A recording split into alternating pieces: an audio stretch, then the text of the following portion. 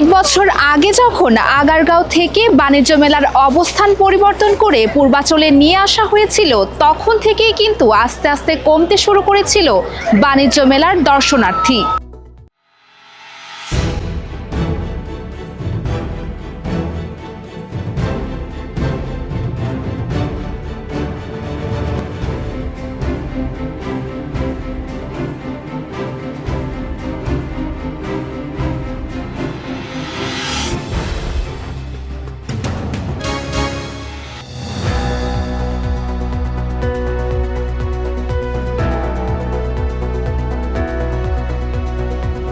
নারায়ণগঞ্জের রূপগঞ্জ উপজেলার পূর্বাচলে বসেছে ঢাকা আন্তর্জাতিক বাণিজ্য মেলার ২৯তম আসর। কয়েক বছর আগে যখন আগারগাঁও থেকে বাণিজ্য মেলার অবস্থান পরিবর্তন করে পূর্বাচলে নিয়ে আসা হয়েছিল, তখন থেকেই কিন্তু আস্তে আস্তে কমতে শুরু করেছিল বাণিজ্য মেলার দর্শনার্থী। তবে সকলের প্রত্যাশা ছিল ২-১ বছর গেলেই আবার আগের মতোই হাজার হাজার দর্শনার্থী থাকবে আন্তর্জাতিক বাণিজ্য মেলায়, কিন্তু সেটা আর হলো না। এখনও কিন্তু আশানুরূপ দর্শনার্থী পাওয়া যাচ্ছে না আন্তর্জাতিক বাণিজ্য মেলায়। আচ্ছা ভাইয়া, এবারের বিক্রি কেমন যদি একটু বলতেন বাণিজ্য মেলায়?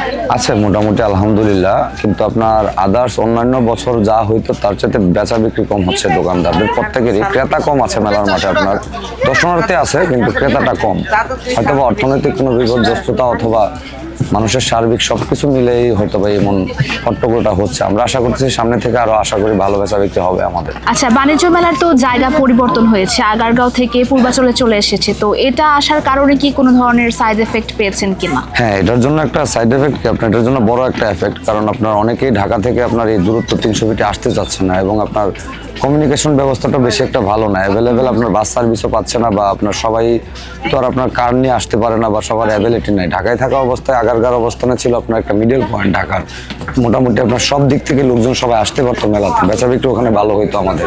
আগারগাঁও থেকে এখানে আরো বিপর্যস্ত অবস্থা। এটা স্বাভাবিক, কারণ এটা একটা এফেক্ট আছে বেচা বিক্রি কম হওয়ার কারণ। আমার নাম এমডি নাহিদুর রহমান খান। আমার এই শপটা হচ্ছে ক্লাসিক্যাল হোম টেক্সের নিজস্ব সব কোম্পানির, আমি কোম্পানির অপারেশন ম্যানেজার। ঢাকার বাইরের অবস্থান, বাণিজ্য মেলার সকল জিনিসপত্রের অতিরিক্ত দাম বেশি হলেও জিনিসপত্রের মান ভালো না হওয়া, buy one get one free অথবা বিভিন্ন ছাড়ের নামে অতিরিক্ত দামে খারাপ পণ্য দিয়ে দেওয়া, ভেতরে খাবারের খারাপ মান, বাইরের বিভিন্ন মার্কেটের তুলনায় বাণিজ্য মেলায় জামা কাপড়, ঘর সাজানোর জিনিসপত্রের দ্বিগুণ বা তিনগুণ দামের কারণে দর্শকরা আগ্রহ হারিয়ে ফেলছে বাণিজ্য মেলায় যাওয়ার। এবারের বাণিজ্য মেলায় বিশ্বের ৭টি দেশের ১১টি প্রতিষ্ঠান সহ রয়েছে ৩৬২টি স্টল ও প্যাভিলিয়ন। বাণিজ্য মেলায় এসে কেমন লাগছে আপনাদের? এমনিতে খুব ভালো লাগছে, আমরা সবসময় আসি, প্রতিবারই আসা হয় আমাদের, এমনিতে ভালো লাগছে ঘুরতে। আর আপনার প্রোডাক্ট অলমোস্ট সেম, এগুলা ঢাকা শহরে ঘুরলে পাওয়া যায়, স্পেশাল কোনো কিছু নাই, ওইটা একটু আমাদের কাছে লাগছে, আমাদের কাছে মনে হয়েছে এখনো পর্যন্ত। জি। আচ্ছা, দাম কি তুলনামূলক বেশি বাইরে থেকে? বাইরের থেকে বেশি না, বাইরের মতোই price, almost same price. Distance কেমন ছিল, কিংবা আগের জায়গা পরিবর্তন হওয়ার কারণে কোনো প্রবলেম ফেস করেছেন? আচ্ছা, হ্যাঁ, আমরা যারা শহর থেকে আসছি আমাদের জন্য একটু কষ্টকর হয়ে যাচ্ছে। আগে তো শহরের ভিতরে ছিল, তো তবে আমাদের পার্সোনাল গাড়ি আছে, এই জন্য অতটা আমরা মানে ভোগান্তির শিকার হচ্ছি না, কিন্তু অন্যরা হচ্ছে আমার মনে হচ্ছে। যারা পাবলিক ট্রান্সপোর্ট ইউজ করে তাদের জন্য। এক্স্যাক্টলি, জি জি, ওদের জন্য কষ্টকর হচ্ছে। আমি হৃদয় হাসান, আমি বিজনেস করছি। জি ভাই, আপনি তো বেশ অনেক কিছুই কেনাকাটা করেছেন, তো দাম কিরকম ছিল? দাম তুলনামূলক একটু বেশি হয়, বাইরের চেয়ে একটু হালকা বেশি আছে। আচ্ছা আচ্ছা, এমনিতে কি আপনি ইউনিক কিছু পেয়েছেন নাকি অ্যাজ ইউজুয়াল জিনিসপত্র? না, আমি ইউনিকটা বেশি দেখি না এখন, হালকা মাত্র ঢুকলাম তো, মানে যেমন দু একটা জিনিস কিনলাম। আচ্ছা, মানে অলমোস্ট কি সব সেম জিনিসই বাইরের মতো কি মনে হয়েছে দেখে? বাইরের মতো কিছুটা আছে এখানে, আবার আলাদাও আছে, বিভিন্ন রকম আছে। আমার নাম ইয়াসিন, আমি স্টুডেন্ট। জুলাই আগস্ট অভ্যুত্থানকে প্রাধান্য দিয়ে করা হয়েছে জুলাই চত্বর, ৩৬ চত্বর এবং তারুণ্যের প্যাভিলিয়ন।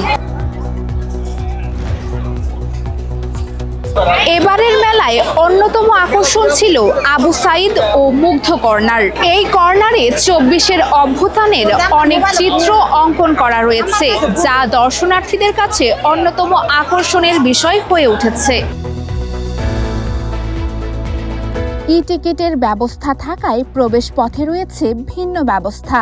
বাণিজ্য মেলা মাসব্যাপী সকাল 10টা থেকে রাত 9টা পর্যন্ত চলবে, আর সাপ্তাহিক ছুটির দিনগুলোতে চলবে রাত 10টা পর্যন্ত। অদূর ভবিষ্যতে এই বাণিজ্য মেলা মানুষের প্রত্যাশা পূরণ করবে বলে দর্শনার্থীরা মনে করেন। ঢাকা আন্তর্জাতিক বাণিজ্য মেলা থেকে US বেঙ্গল, বাংলাদেশ ব্যুরো।